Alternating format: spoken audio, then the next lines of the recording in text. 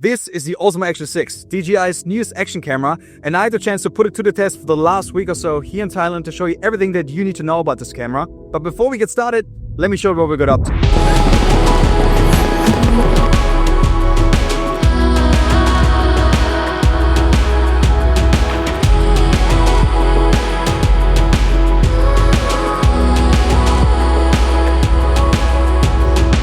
As you can see, we went absolutely full send, so let me talk you through what's actually new about this camera. So for starters, the Osmo Action 6 has a very similar physical footprint just like the Osmo 5, but internally a lot has changed, so let me explain. Inside, we have a bigger 1/1.1 inch image sensor, which combined with the 10-bit D-Log M color profile will give you higher quality footage. Another big deal is that we finally have a variable aperture, which is great because now we can choose between f-stop 2 all the way to f-stop 4, and combine this with a bigger image sensor, we're not only getting better quality, but we're also getting a stop light. And the cherry on top, we can finally shoot in an aspect ratio of 1/1, which means you can shoot in a perfect square, allowing you to line up any shot for vertical or horizontal loose without losing any footage. And you'll be able to shoot that up to 4K 60 frames per second or 4K 120 in 4:3. So right now I'm really keen to see what we can capture with this camera. We're currently in a place called Ancient City, which is right outside Bangkok, and you'll find all the temples that are in Thailand in one location, so it's super convenient. And I'm here with Avalon right now, and I'm really keen to see what we can capture. We're also going to utilize the new aspect ratio, which is 1/1, which I'm actually really excited about. More about this later in the video,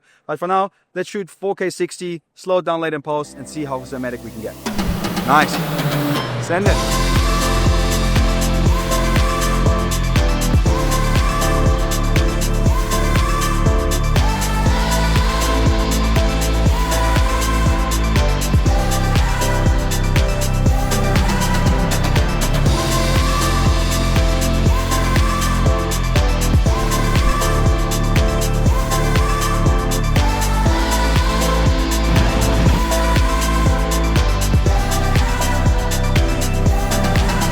So we're just in downtown Bangkok right now, exploring the city a little bit, and I want to talk through what a big deal it is that we finally have a variable aperture. So let's cover the basics. So first of all, for those who don't know, with a variable aperture, you can actually adjust the exposure. And on the Osmo Action 6, you have the choice between f-stop 2, f-stop 6, f-stop 2.8, and f-stop 4.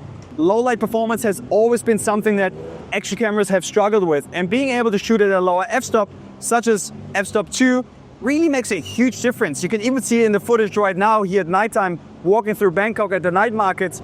The quality of the footage you can get out of the camera with a lower f-stop and a lower ISO, because you don't have to crank it up so much, really keeps the quality as high as possible, because you always want to prioritize changing your aperture over your ISO on a normal camera, because the higher the ISO, the more noise you introduce to your footage, and it really shines at nighttime. Apart from shooting at f-stop 2, you can also shoot at f-stop 4, and when you do that, you get this effect called starburst, which basically creates a star-shaped flare onto your light source. It's pretty fun to use and actually looks pretty damn cool, especially when you line up a shot quite nicely with the light being in front of a subject or behind it. So right now I'm shooting everything in 4K 30, 4:3 with Rocksteady on in wide, and the ISO is at 800, and we're also shooting it at f-stop 2.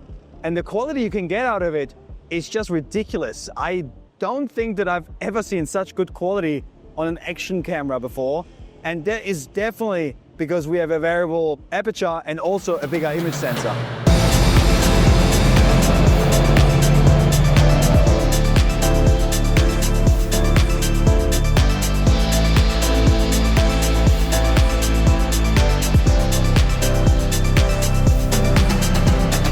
It's pretty clear that the low light performance of the Osmo Action 6 is so much better compared to the Osmo Action 5 or any other action camera that's currently on the market. And I really think because of the variable aperture, bigger image sensor, you can really tell the difference, especially in low light. But I do believe that there's another spot where we can take the low light performance even further. So we just arrived in Chiang Mai, which is in the northern part of Thailand, and we happen to be here at the same time as the Lantern Festival, which you may have seen online. I've actually always wanted to check it out myself, so I'm really fortunate that we're here at the same time. And this is also a perfect moment to actually utilize the new 1/1 aspect ratio, because we'll be able to capture significantly more compared to the 4:3. So let me explain this to you real quick. So right now we're shooting everything in 4:3. Pretty decent. We're used to it from the Osmo Action 5, but now we're increasing it to 1/1. And as you can tell, we're getting a significant amount on the top and the bottom. And this is obviously huge when you line up a shot for YouTube or for vertical usage as well. And before you ask, the reason why you just saw the black squares in the corners is because we had Rocksteady on. But if you turn it off, you have a perfect square. Just keep in mind though that you will have to stabilize the footage later in post. Now the Lantern Festival is obviously a huge once-in-a-lifetime opportunity. And with that, there will be probably a couple moments where I'm like, damn, should I shoot this in vertical or horizontal? But when I pick 1/1, this shouldn't be an issue because I have the freedom later in post to pick and choose what I want to use it for. And I think this is huge when you shoot in 1/1. So I think instead of just talking about it, why don't we go there right now? All right, that's better. We just arrived at the site. It's pretty crazy how many people are here. And yeah, it's super peaceful if that makes sense. But obviously we're a bit early. I think the real deal doesn't start until 8 p.m. So it's still 3.5 hours from now. But this is a good time to talk settings because obviously, once again, we will mostly shoot everything in 1/1 because we want to be in the moment and we also don't want to reframe things for different platforms. So I think I'm going to shoot everything in 4K, 60 FPS, 1/1. And then for the ISO, I want to keep everything probably below 800, even though you can't push it past 800 with the Osmo Action 6. But you always want to keep ISO as low as possible because also we have a low f-stop. So most likely going to shoot everything in f-stop 2 to keep it nice and low and then just hope for the best. I think it's quite hard to not get a good shot at this location, but you never know. So I think we're pretty dialed in. So let's see if we can get the right angles.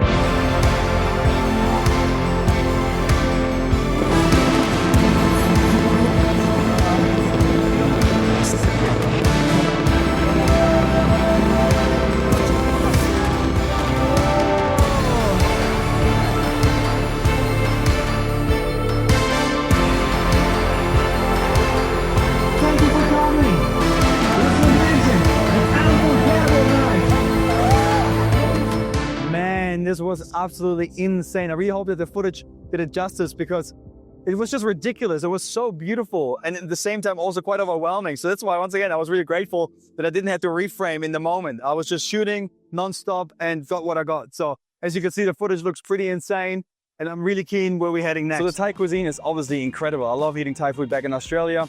And here in Chiang Mai, there's a place called Neng's Clay Oven Roasted Pork. It's pretty popular and they're obviously well known for their crispy pork and it's incredible. And I thought this is also a cool moment to just showcase how easy it is to vlog on the Osmo Action 6. Because I've always been a huge fan on vlogging with an action camera because it's just so much easier to stay consistent because it's small, it fits in your pocket. And if you connect it to a mic, it's even easier. So let's get some food. I know I said the food is good here, but wow, I didn't expect it to be that insane. The quality, it's so fresh, it's flavorful. You're definitely gonna make sure to check this place out. Now, a lot of people are always worried about overheating, and that's a fair point. But with the Osmo Action 6, so far, we had no issues at all. In fact, we've been shooting for a long period of time in 4K 60 or even 4K 120, and there was no problem.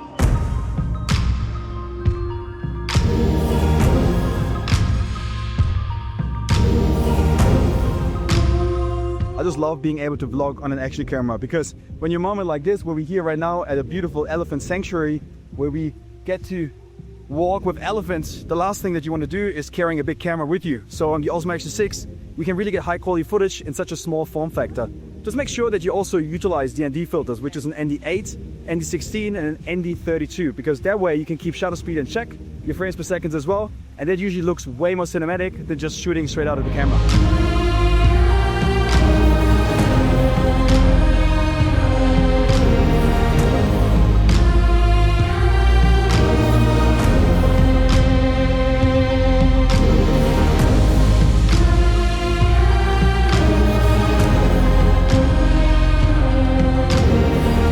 There are also two new lenses with the Osmo Action 6. There's one that gives you a wider field of view, and the other one is a macro lens. And I think this one here is quite interesting because this will give you access to be able to get sharp images even when you're nice and close to a subject. You can get a bit more creative with it, get some nice macro shots of details. And it's also great for vlogging because you get a nice bokeh in the background, and you can also adjust this with a focus ring, which is right on the back of the lens. For example, this right here is with the normal lens attached, so it should be, the typical action cam look. And now I'm using the macro lens, so there should be definitely definitely a difference that you can see where the background is a bit more blurred out. I can get a bit closer to my face, and yet I'm sharp and the background gets naturally a bit blurry. You can even see in the shots right now where I'm getting nice and close to the elephants how beautifully sharp the images are. And usually with the normal lens you wouldn't be able to get up close like that because the image just wouldn't be sharp enough. So we just arrived in the Krabi region, which is known for its dramatic cliffs, as you can see, and it's actually my second time here and I freaking love this place. So obviously we're gonna fly FPV now, and I want to really show you what you can do with the Osmo Action 6 on an FPV drone, because there's some really great news for FPV pilots.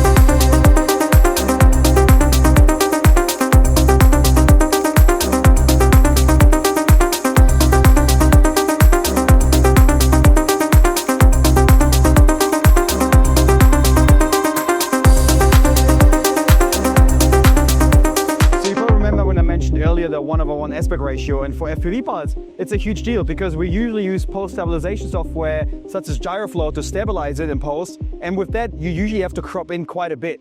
And when you shoot in 1/1 you obviously have way more room to play with. However, I did notice when I fly FPV that the in-camera stabilization, which is rock steady, is pretty decent. In fact, usually I would never use the in-camera stabilization when I fly FPV, but with the Osmo Action 6 it's really good.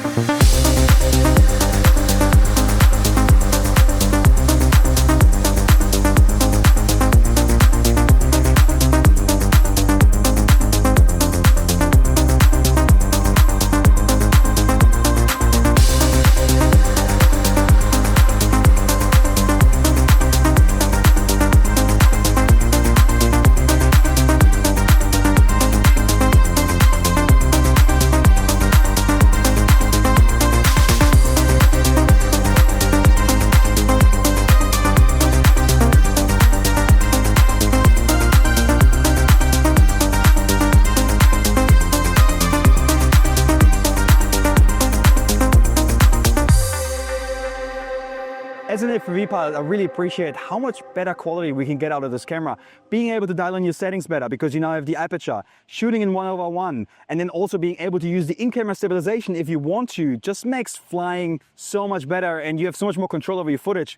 Pair that up with the D-Log M color profile, the quality that you can get out of this camera is just incredible. Now, if color grading is not something that you're really into, or you just can't be bothered, I've partnered up with my friends at ToneLab who allow you to color grade your footage within seconds. They actually have a huge library of custom LUTs, also specifically designed for the D-Log M color profile. I'm gonna have a code down below to save yourself a cheeky discount at checkout, so make sure to check it out. It really seems like that DJI has given us everything we could possibly ask for out of the Osmo Action 6, but I do believe there's still one more thing that I wish this camera would have, so let me talk you through my final thoughts. Now, it's safe to say that the Osmo Action 6 is an absolute powerhouse. There's no doubt about it. I mean, as you can see in the video, we pretty much got everything that you could possibly want from an action camera.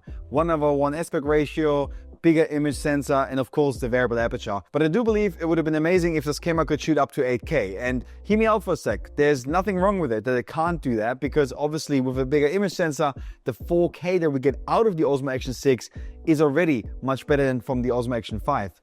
However, having an extra bit of juice that you could have squeezed out of this camera would have been real nice to have. I also think, and this is probably something really minor, but I did notice it on the shoot, is that I really missed having a standard threaded mount at the bottom of this camera. And I really thought that they would have implemented that similar to what they have going on the Osmo 360, because there were a lot of moments where I just wish I would have been able to just screw the camera onto something like a pole or a mount, but unfortunately it's just not possible, so you have to use the magnetic mounts that come with the camera. Again, it's not a big deal, but it's definitely something I noticed throughout the shoot. Nonetheless, DJI is definitely setting the tone with this camera, and to be honest, I'd rather have a larger image sensor, variable aperture, and a 1/1 aspect ratio than having 8K and none of the above. So what do you think? Is this a camera that you will be picking up, or is there a particular feature that you wish this camera would have, or a feature that you actually appreciate about it? Let me know down below, and if you enjoyed this video, make sure to like and subscribe, and I'll catch you guys in the next one. Let's go.